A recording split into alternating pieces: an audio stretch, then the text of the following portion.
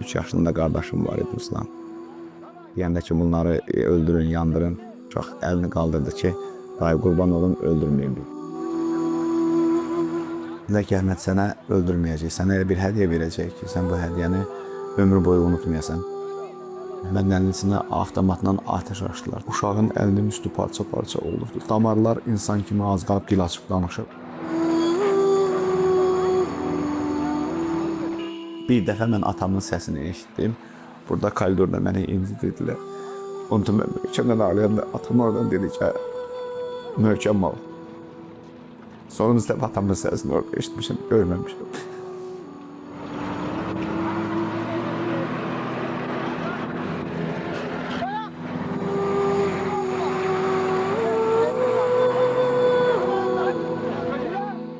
Hər bir şeyimiz əlimizdən aldılar. Biz uşaqlarımızla bərabər hər bir şeyimiz əlimizdən aldılar. Xəyallarımızı, gələcəyimizi, hər bir şeyimizi aldılar.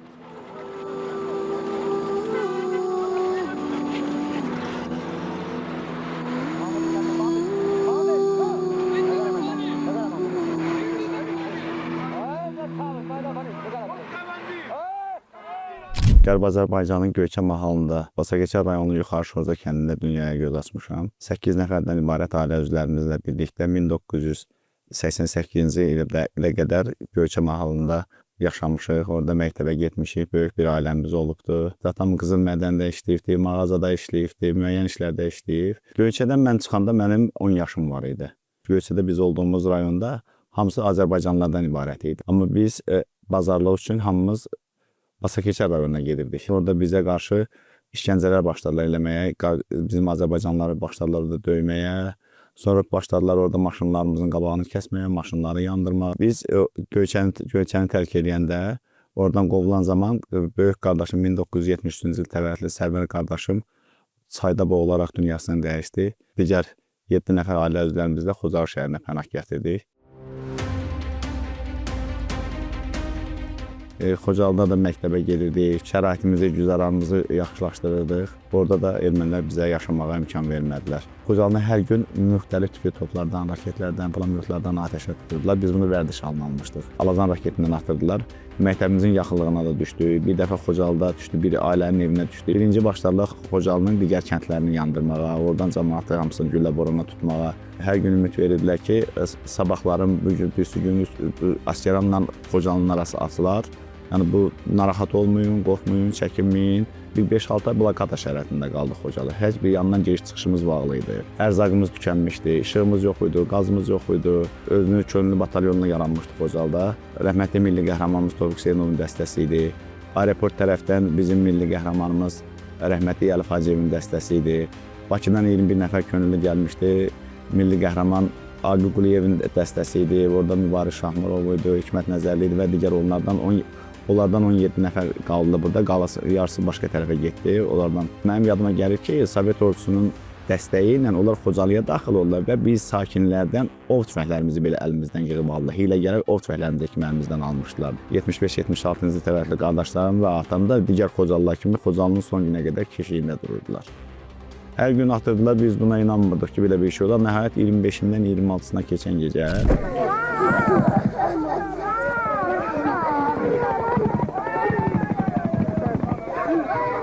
yatsaq yuxumuza girməzdi ki, belə bir şeylə rastlaşa bilərik. 23-nə qədər 3 gün heç bir atışma olmadı. Çox sakitçilik oldu. Bu sakitçilik ilə bir təsəvvür ki, alışmışıq bizimlə, bu vərdiş halını almışıq. Xocalı belə çox sərt olan bir qış keçirmirdi da. Hava elə birdən-birə hava çöndü, qar, boran, müsibət. 25-i gecə başladılar. Səhərə kimi hər bir tərəfdən Xocalını atəşə tutdular. Mənim yenə həmin kimi qardaşlarım da, atam da digər Xocalılarla bərabər postlardaydı. Səhərə yaxın idi, mənim möhlət qardaşım gəldi ki, bəs ana, hazırlaşın, Xocalının ortası yanır, evlər yanır, cəmaatın qışqırtısı, bəs biz də gedək qoşulaq.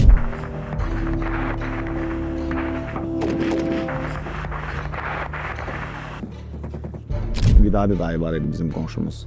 Vidadi dayı ayağından yaralanmışdı, bunu gətirdilər evə. Bizim qonşumuz var idi, onlar da Qərb Azərbaycandan köçkülü idi. Sara xala və 3 yaşında qızı Natavan və oğlu Rabin. Onlar da bizdə idilər. Vidadi dayının ayağını qan aparırdı. Atam yaylıq götürdü, anamla yaylıq aldı. Ayağımı möhkəm sıxdı ki, qan aparmasın. Biz yenə də ümidimizi itirməmişdik ki, bu bizim son saniyələrimizdir, son dəqiqələrimizdir. Bu anda gözləmədiyimiz halda evin içərisinə qumbara satdılar. Mən ayağımdan yaralandım, anam köynəyindən yaralandı. Həmin qonşumuz Sarı xala dünyasını dəyişdi. 3 yaşında körpə uşaq dünyasını dəyişdi. Vidadi dayının avtomatı var idi. Və atamın da evdə qoşallı tüfəngi var idi, o tüfəngi var idi. Gücümüz bərabər olmasa da son gülləyə qədər atamla qardaşlarım onlara atdılar. Atam qolundan yaralandı. Patronlarımız qurtardıqdan sonra bunlar hiylə quraraq Azərbaycan dilində, Rus dilində bizə hiylə quraraq aldadırlar ki, qapını açın, təslim olunurlar, qorxurlar içəri daxil olmağa. Bunlara baxmayaraq biz razı olmadıq. Evimizin içi elə bir DSP idi, pol deyildi. DSP-nin altı biraz dərin idi. Atam dedi ki, qardaşlarıma silahları atın polunun altına ermənilər evdən silah tutmasın. Dedilər ki, yandıracaq, öldürəcək, təhdidlər eləyirlər. Dedi ki, nə istəyirsiniz eləyin. Atam razı olmadı, qapını açmadı. Bunlar qapını qıraraq içəri daxil olanda mən yaralıydım, ağrıdan dözə bilmirdim. Bunlar girdilər içəri, avtomatın ürəyin dilədilər mənim kürəyimə. Əllərində belə butulkada benzin gətirdilər. Benzin töküb bizim üstümüzə bizi bir-biri yandırmaq istəyirdilər. Həminki devirdə mənim 3 yaşında qardaşım var idi, Ruslan. Anlamırdı nə baş verir, neyini, körpə uşaq. Deyəndə ki, bunları öldürün, yandırın, uşaq əlini qaldırdı ki, dayı qurban olun, öldürmüyor bizi, düşmənə yalvardı. Sovet ordusunun zabiti, 366 mutasiyaların zabiti, kapitan rütbəli bir zabit əl atdı uşağı götürdü. Rus dilində onlara dedi ki, даже faşist с именем людям так не обращается, в чем этот ребенок виноват. Qoymadı, bunlar bizi öldürməyə qoymadı. Biz sevindik ki, nə yaxşı bu bizi qoymadı. Bunun da təbii ki, şəxsi şəxsi marağı var imiş ki, bizim qızıl zinət əşyalarımız alsın. Və qızıl zinət əşyalarımızın hamısını tələb elədi, verdik həmin bu zabitə. Körpə uşaq var idi döşümdə, Ruslan. O əlini qaldıranda yandırmadılar, bizi girov götdülər, müsibətlər gördük. Çeynimdən yaralandım, oğlum Mürvət qız böyründən yaralandı, qranat atmışdılar ömüzün içinə. Bizi bayıra çıxardılar ki, bizi əsir götürsünlər. Həminki devirdə o Sarı xala dünyasını dəyişmişdi, qadının ağzı açıq qalmışdı. Ağzında qızıl dişləri var idi, qapının ağzından çıxardıb atmışlar meydi. Bu Sarı xalanın yoldaşı Pənahəmi görəndə ki, bizi əsir götürürlər, yanıb o daşların arasında aralıdan müşahidə edib görür nə olacaq bizim sonumuz. Bu görəndə ki, bunun uşağının meydini belə çörətulları dözmədi, atəş açdı ermənilərə. Ermənilərə atəş açanda ermənilər tərəfindən döyüşən orada qaradərli zəncilər də var idi. Bir qaradərli zəncini yaraladı və bir dənə ermənini yaraladı. Ondan sonra bunlar başladılar bizi şiddətli döyməyə. Qarın üstündə uzanmışıq, soyuq, boran, qan axır. Bizi sürüyə-sürüyə qardaşlarıma əmr verdi ki, bunları mindirin maşına. Hamımızı mindirdilər, bir dənə köhnə təcili yardım maşınına mindirdilər. Götürdülər, gəldilər Əsgəran rayon polis idarəsinə gətirdilər ora. Ermənilər mənim uşaqlığımla bərabər bütün xəyallarımı məhv elədi.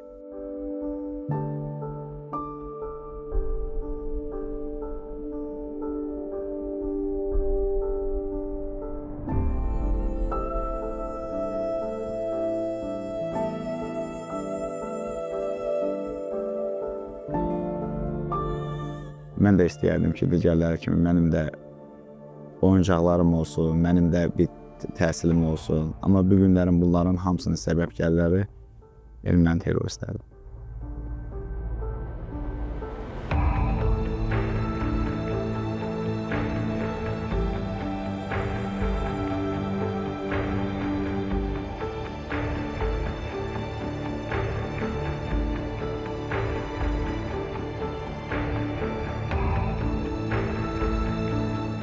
Hər bir şeyimizi əlimizdən aldılar. Bizim uşaqlarımızla bərabər hər bir şeyimizi əlimizdən aldılar. Xəyallarımızı, gələcəyimizi, hər bir şeyimizi aldılar.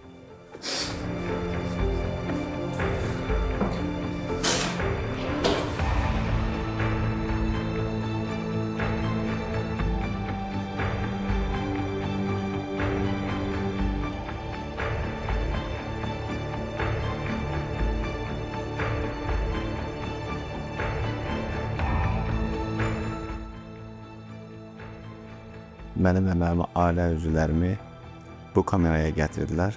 Burada qonşuluqda olan kamerada Karo adlı polis formasında mayor rütbəli bir zabit bizim ailə üzvlərimizi qeydiyyata götürdü. Adımızı, soyadımızı. İnsanlar çoxalandan sonra başladılar bölməyə. Orada Qolu silah tutanları bir tərəfə seçdilər. Yaralıları, ölümcülərdə olanlar bir tərəfə. Orada bizim insanlara qarşı narahat hərəkətlər eləyəndə mənim qardaşım dözmədi, erməni itələdi. 17 yaşlı qardaşım, möhlət qardaş. Orada dedilər ki, bəs bu uşağın valideynləri kimdir? Atam da qolundan evdə yaralanmışdı. Atamı və 2 dənə birisi qardaşımı, söhbət qardaşımı 17 yaşında, bir də 16 yaşında möhlət qardaşımı, 45 yaşında da atamı bizdən ayırdılar, götürdülər, apardılar. Yoldaşımı bizdən ayırdılar, apardılar. Söhbəti, möhləti yoldaşımı ayırdılar, apardılar. Şimdi məzarı da yoxdur ki, gedək ziyarət eləyək. 3 nəfərimi, 2 oğlumun, bir ailəmin. Sonuncu dəfə həmin o koronun otağında görüşdük. Ondan sonra bir dəfə mən atamın səsini eşitdim. Burada koridorda mənə imzilədilər. Onda mən möhkəmdən ağlayanda atam oradan dedi ki, möhkəm ol. Sonuncu dəfə atamın səsini orada eşitmişim, görməmişim. Təsəvvür eləyin ki, bu divarların harasına baxsaydın, burada insan qan axırdı. Hara baxsaydın, insan burada can verirdi. Xocalı hadisəsindən əvvəl Qaradağlı hadisəsi törətmişlər. Orada da belə bir soyqırım törətmişlər. Burada yaşlı qadınlar var idi. Həmin o Qaradağlıdan olan qadınlar var idi. Burada belə bu gördüyünüz bir döşəmə yox idi. Bu divarlar belə deyildi. Soyuq idi, beton idi hər yan. Biz də hamımız qalqanın içində yaralıydıq. Arada bir buraxırdılar burada üzbəüz otaqda hamam otağı var idi. Orada yaralılar, meyitlər doluydu. Baxmayaraq ki, mən ayağımdan yaralıydım ki, özü 14 yaşım var idi, uşaq idim. Məni bayıra çıxardılar, döyə-döyə ki, get su gətir, buraları yüdüzdülər. Görürdülər ki, mən yeriyə bilmirəm, zaten yaralıyam. Həmin ki, vaxtda 11 yaşında qardaşım Əhmədin doğum günü idi. Əhməd qardaşım gəldi mənə köməyə. 2 qardaş qucaqlaşıb bağlaşırdıq, amma anam burada bu otaqdaydı. Digər Xocalılarla, o Qaradağlıdan olan əsirlərlə. Orada bir ermənilər yaxınlaşdı bizə ki, niyə ağlayırsınız? Dedi ki, bəs bugün mənim doğum günümdür. Bu biləndə ki, bunun doğum günüdür, heç nə demədi. Elə bizə bir dənə təpik vurdu ki, keçin içəri də. Bu saldı içəri, qapını bağladılar. Bir neçə dəqiqədən sonra gəldilər, çağırdılar bizi təzədən. Apardılar həmin koronun otağına. Bunlar başladılar ələ salmağa da, belə təqqinlə belə sənə hədiyyə eləyəcək, nə eləyəcək, silah ata bilirsən, nə eləyirsən. Uşaq da nə başa düşür ki, bu nə deməkdir, nədir, 11 yaşında uşaq. Dedi, bəli, bilirəm, ata bilirəm. Dedilər ki, Əhməd sənə öldürməyəcək, sənə elə bir hədiyyə verəcək ki, sən bu hədiyyəni ömrü boyu unutmayasan, nə sən əlinə qələm ala bilməyəsən, nə də sən silah ata bilməyəsən heç vaxtı. Orada bir digər əsirlər də var idi orada. Əsirlərin gözü qarşısında Əhmədin əlinin içində avtomatla atəş açdılar. Təsəvvür edin ki, uşağın əlinin üstü parça-parça olurdu. Damarlar insan kimi az qalıb gil açıb danışır. Uşaq acıya dözə bilmirdi. Özünü divarlara çırpırdı, divarlara çırpır. Azdan önce bunu tutdular. Orada peçin üstündə çay dəmliyi biçmişdilər. Odun peçi var idi koronun otağında. Həmin o dəmli çayı da tökdülər ki, uşaq daha şiddətlə acı çəksin.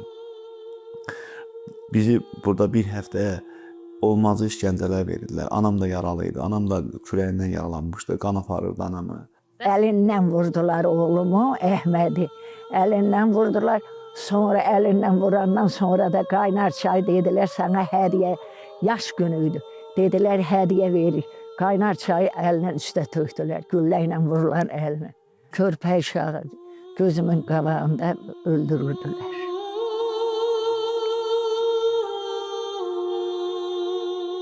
Balaca o fortuşkalardan avtomatın lüləyini salırdılar içəri. Bu gördüyümüz həmin bu otaqda olmuş. Hamımız bu divarlara, tabanlara atəş açırdılar.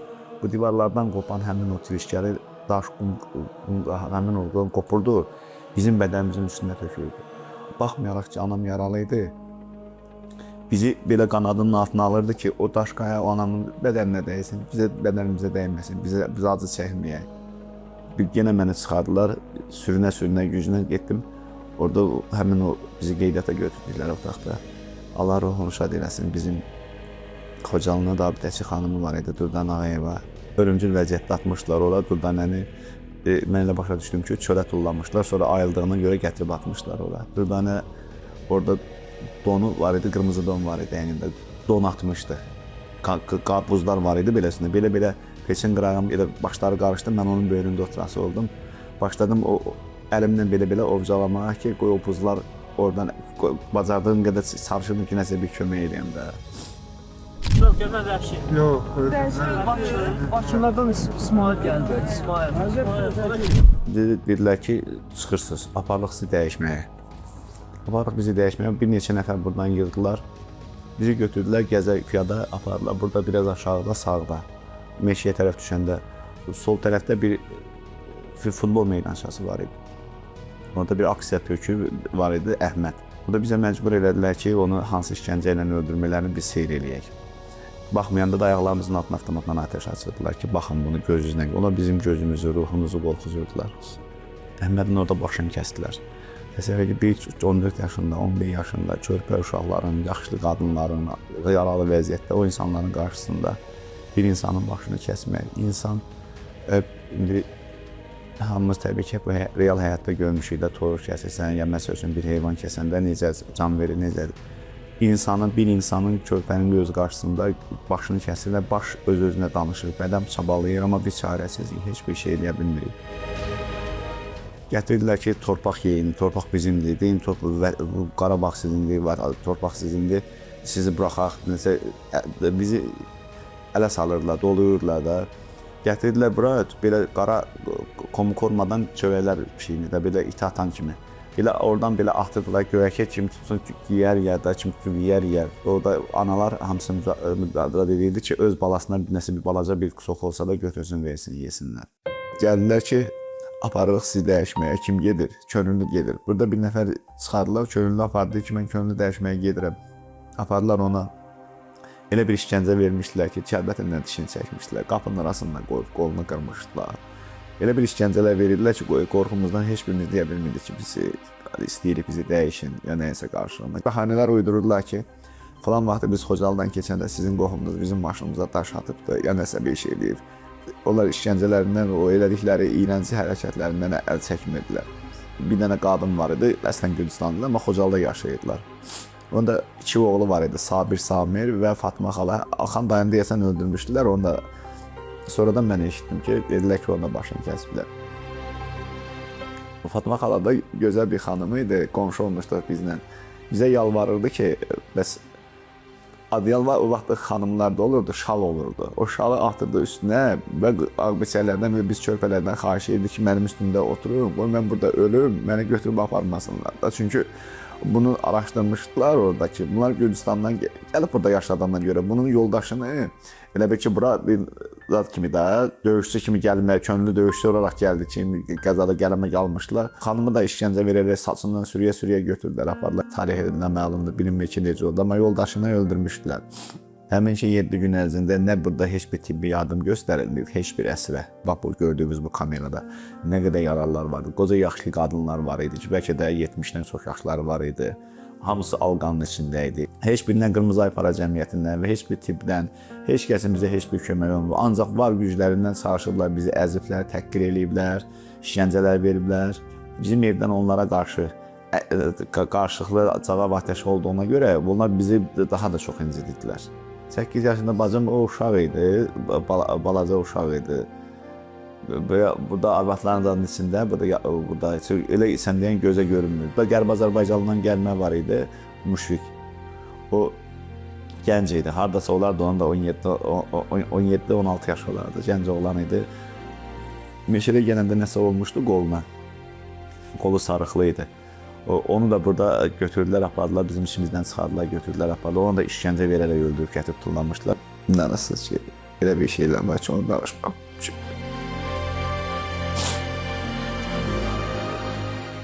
Bir həftədən sonra gəldilər, bizi çıxardılar, heç bir sorğu sual edilmədən elə başımıza, gözümüzə təpkiyə, vura-vura, avtomatın qundağından döyərək bizi çıxardılar, bayra düzdülər orada. Biz bayra çıxanda gördük ki, bütün Əsgəranın sakinləri. İnsanların əlində, birinin əlində lapatka, lom, yava, daş, dırmıq, nə bilim nə, biri bizim üzə tüfür, biri təpi atır, biri söyür bizi, Türk deyə də bizi hamısı təhqir eləyə. Bizim bir termindirlər, həmin o Ekarusa gətirdilər, Qaraca qəbristanlıqdan. Allah da Allah ruhunu şad eləsin. Milli qəhrəmanımız Allahverdi Bağırovun dəstəsi. Bu ermənilər tərəfindən döyüşdən ölmüş Qaradərli bir muzlu zəncinin meyidi qarşılığında biz orada məlum oldu ki, 80 nəfər Azərbaycanlılar dəyişir. Vay. Dövlət, nasıl olmuş? Allah verdi baba milli qəhrəman, Allah rəhmət eləsin. O dəyişdirdi. Vəssalam, yadımda qalan budur baba. 7 minə yaxın əhali olub bu Xocalda. O 7 minə yaxın əhalinin bəlkə də yarısından çoxu qırılıb. O meşələr hamısı meyitlər. Meşələrdə 2 aylıq uşaqdan 100 yaşında adamlara qədər. Onlar deməli bu heç bir nəfər qoymadan qırıqlar. Həmin o 80 nəfər Azərbaycanlıların içində mənim öz ailə üzvlərimdən 3 qardaş, 11 yaşında biri, 3 yaşında biri, mən 14 yaşında və 7 yaşında bir bacımın onların içində oldu. Bir də o qonşularımız Sara xala deyirdim ki, Sara xalanın oğlundan o oğlu qalmışdı Ravel. O da hardasa həminki devirdə onda 6-7 yaşı var idi. Bir də bu Fatma xalanın uşaqları Samirlə Sabir də bizimlə bərabər oldu və digərisi Xocalı sakinlərindən az idi bizim içimizdə. Bizi gətirdilər, dəyişdilər Ağdam rayonunda. Sağ eləmə. Bu kadar Allah. Gel. Bir həftə orada ilkin tibbi yardım aldıq. Sonra ermənilər hardansa məlumat əldə eləmişlər. Biz Ağdam mərkəzi xəstəxanasındaydıq. Həmin mərkəzi xəstəxananı da Alazan tipli raketlə atəşə tutdular. Əməliyyat otağındayım, ayağımı əməliyyat edirlər, qardaşımın əli pis gündə, hamımız, yaralarımız raket düşüb, bütün şüşələr qırılır, səs-küy, hərə bir tərəfə qaçır. Ondan da yenə yazıq anam bizi hamısını yığdı qanadının altına, çöldə dayanmışıq. Qan, buz, yolun ortasında gələnlərə yalvarırıq. Onun bunun buşlatından tuturuqsa kömək eləyin. Əmirvət, hardansan sən? Hansı kənddən? Xocaldan. Nə oldu bəs? Necə oldu ki, gəldin bu xəstəxanaya düşdün də? Həmişə də BMP-ilə, raketlə, topla həmişə də kəndə atırlar. Bir günü ayın 26-sı günü. Gecə yenə həminki kimi atdılar. Birdən hər tərəfdən doldular ki, Xocalıya. Xocalıda cəmaatı güllələdilər. Kimisini tutdular, kimisini güllələdilər. Biz də evdəydik, çıxmırdı. Birdən gəldilər ev oxurjeniyi aldılar. Dedilər çıxın, çıxmadıq. Siz hara qaçdınız onda? Qaçıb eləmədik. Evdə də qaldıqda çox oldu. Bütün evi ortaya almışdılar. Biz ortada qalmışdıq evin içində. Hər tərəfdə də erməni idi, oxurjeniyi almışlar. Bizim evin dalındakı evləri zadı yandırmışlar. Cəmaat tutub aparmışlar. Çoxunu yatsın öldürüb. Ağdama bəs necə gəldiniz? Ağdama gəldik, Əsgərandan gəldik. Əhməd, sən qardaşsan da. Ay Əhməd, əlin harda yaralandı sənin? Xocalda. Necə oldu? Gecə evdəydik, ermənilər gəldilər. Oxurjeniyi aldılar, onu da məni yaraladılar. Necə? Avtoba. İndi necəsən? Yaxşı. Yaxşısan. O sağ ol. Sağ ol. Sağ ol. Sağ ol. Qala, bu uşaqlar sizindir? Bəli, mənimdir.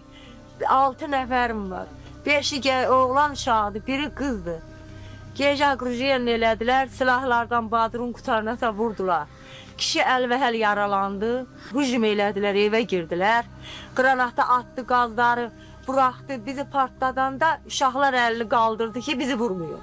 Ona görə bizi yandırmadılar, olan olmazımızı apardılar, bizi də yığdılar.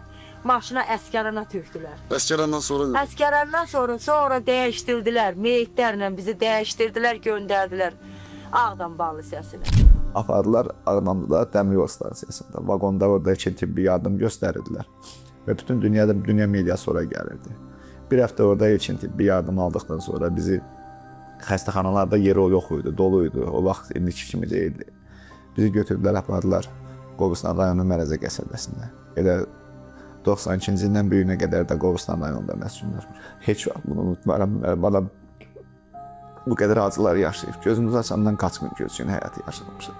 Nə uşaqlığım, bu günlərim mən gəncliyimdən, uşaqlığımdan, ailəmdən məhrum olduğum yerdə bu sözləri danışıram. Hansısa bir filmlə danışmıram, hansısa bir nağıldan danışmıram, kitabdan danışmıram. Onlar gələndə biz onları necə gözlədik? Onların bizdə hal-hazırda olan Biz əsir demək olmaz. Onlar cinayətkar törədir. Cinayətkarlar da hamısı tam bir bəyanatlı olaraq körpələrin qatilə özləri etiraf edirlər. Bütün dünya bilir ki, onlar bu cinayətləri edirlər. Onlar bizim əlimizdədir belə. Bilərəkdən ki, onlar bizlərə, mürvətlərin ailəsinə nə işgəncələr verir, onları biz hansı şəraitdə yaşayırıq. Amma bunların bizə qarşı olan bunların içindəki bu kin, hiccə, bu nədir, bu nədəndir? Mən buna heç cür özlüyümdə buna bir cavab tapa bilmirəm. Anam saat nə gecə, nə bilmirdi, nə gündüz bilmirdi, gözünə yuxu getmirdi. Öz-özünə dururdu, bayatı deyirdi, ağlayırdı, haray çəkirdi. Biz müharibə qutarana qədər kimi biz iki qardaş, Əhməd qardaşımla mən. Özümüzə sığışdıra bilmirdik. Oradan buradan qohum əqrəbədən atamın qardaşlarımın şəklinə. Bütün gün zəfər bölgələrində olmuşam. Ağdərədə, Marquşavanda, döyüş gedən bölgələrdə elə bir komandir olmuyor ki, elə bir zabit olmuyor ki, onların hamısına elə bir nazir olmuyor ki, onların mən atamın qardaşlarımın şəklini vermək düz 2009-cu ilə qədər mənim atamın qardaşlarımın taleyindən məlum idi. Xəbərimiz yox idi ki, mənim atam qardaşlarım nədir olub. Bütün gəzmədiyimiz yer qalmadı. Bütün qurumlara müraciət edirdik. 2009-cu ildə Heydər Əliyev Fondunun vitse-prezidenti hörmətli Leyla xanım Xocalı ədalət kampaniyası başlatdı və biz Xocalıların indiyənə qədər, o vaxta qədər heç bir yerdə danışılmayan lentləri tapdıq. Sənətli film çəkdirdik. O sənətli filmdə bizə məlum oldu ki, mənim atamın qardaşlarıma apar verməm məzərin üstü başlarını kesib. Günə qədər mənim onların üçün nə birinin heç bir yadigarı yoxdur. Heç biri onlardan bir xatirəsi yox idi. İndi qohum əqrəbələrdən şəkillərini almışdıq. Evimizin bir balaca bir tərəfində bir çıxılı bir güşə yaratmışdıq. 2012-ci ildə də yaşadığımız yer, o da Allahın bir zadıdır da, evimiz yandı. Şəkillər də orada idi, yenə də qohum əqrəbədən tapıb indi onu da düzəltdik. Heç bir yadigarımız yoxdur, onlardan təsəlli alacaq bir yerimiz yoxdur. Nə bir normal bir təhsilimiz oldu, nə bir normal bir uşaqlığımız oldu. Ömür boyu onu həsrət apara böyümüşük. Az qalmamışıq, susuz qalmamışıq, evsiz qalmamışıq. Amma buna baxmayaraq biz can parçalarımızı axtarmışıq. Ömür boyu gözümüz yolda olub ki, ay Allah, hər Qarabağdan danışılanda, hər əsirdən danışanda, hər içkidən danışanda o qədər çətindir ki, Allah heç kəsə yaşatmasın. Bizim yaşatdıqlarımızı düşmənimə belə arzulanmıram ki, millətindən asılı olmayaraq, dinindən asılı olmayaraq, heç bir ailəyə, heç bir valideynə belə ailə ilə imtihana çəkməz. Hal-hazırda 2 evladım var. Oğlum qəhrəman babasının adını daşıyır. Bir qızım var, 14 yaşında oğlum var. Şükürlər olsun. Mən Xocalıdayım, vətənimdəyim, evimdəyim, şəhidlərimə qoy gəzəm torpaqlarımda.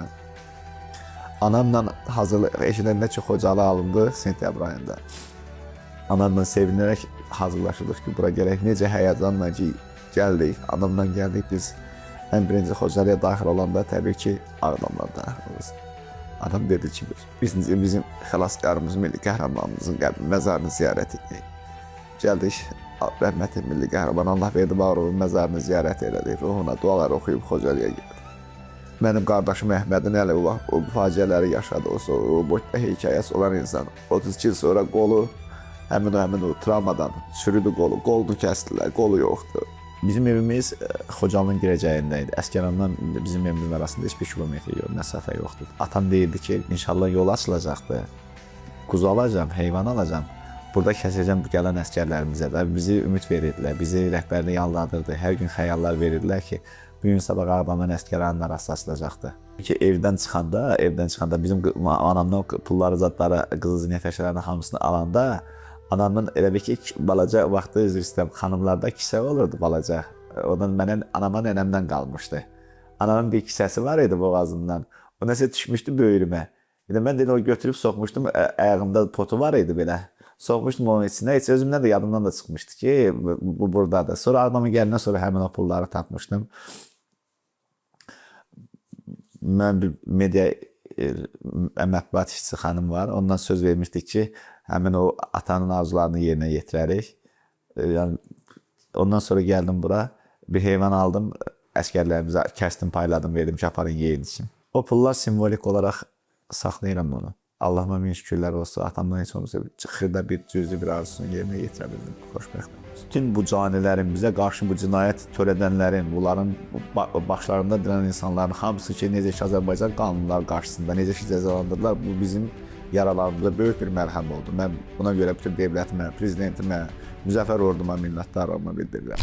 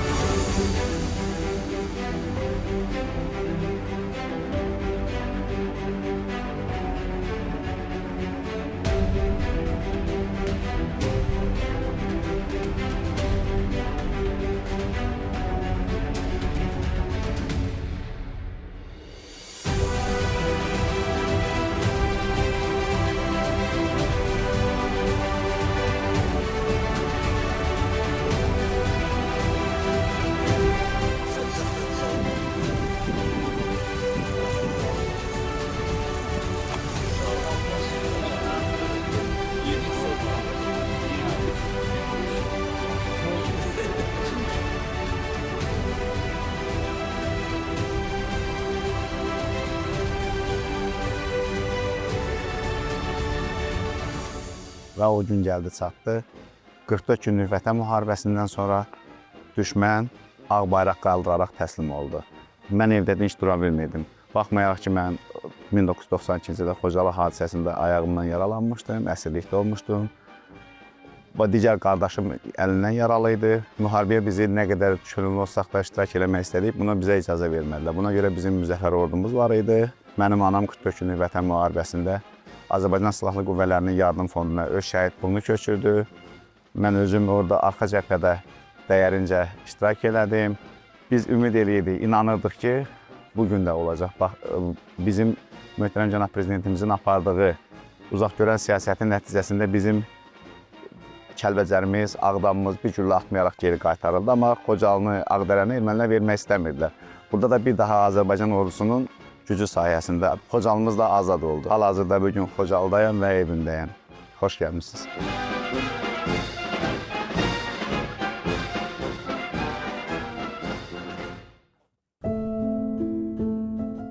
Ana necəsən? Darıxmadın? Xoş gəldin, ay oğlum, xoş gəldin. Nətərsən? Darıxmadın mən siz? Darıxdım, Hələ. darıxdım məni. Otur mən də gəl.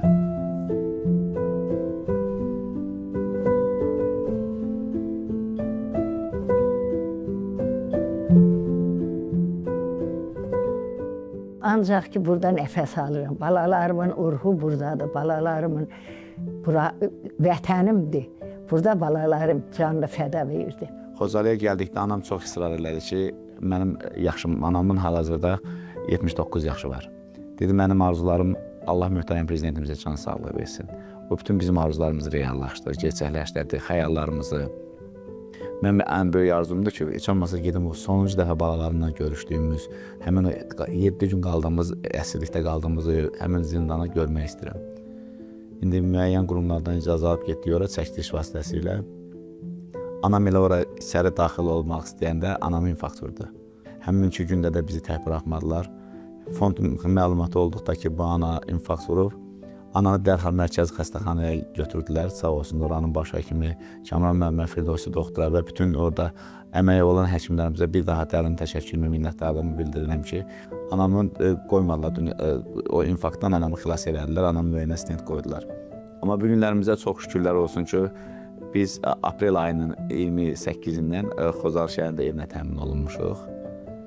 Buna görə Müzəffər Ali Baş Komandama bir daha minnətdarlığımı bildirirəm ki, biz 33 ildə yatsaq yuxumuza girə bilməzdik ki, biz Xocalı şəhərindəyik. Bizim ən böyük istəklərimizdən biri də o idi ki, bizə qarşı bu soyqırımı törədən canilərimiz cəzalarını alsınlar. Mən özümü çox xoşbəxt hiss edirəm ki, Azərbaycanda bizə qarşı bu soyqırımı törədən canilər Azərbaycan hakimləri qarşısında dindirildi və təqsirli olaraq hər bir şey sübuta yetirildi və özümü orada canlı şahid olaraq mən özüm şəxsən orada iştirak edim və bütün onlara sübutlarla mən onlara gətirdim ki, mənim həminki vaxt 14 yaşım olub.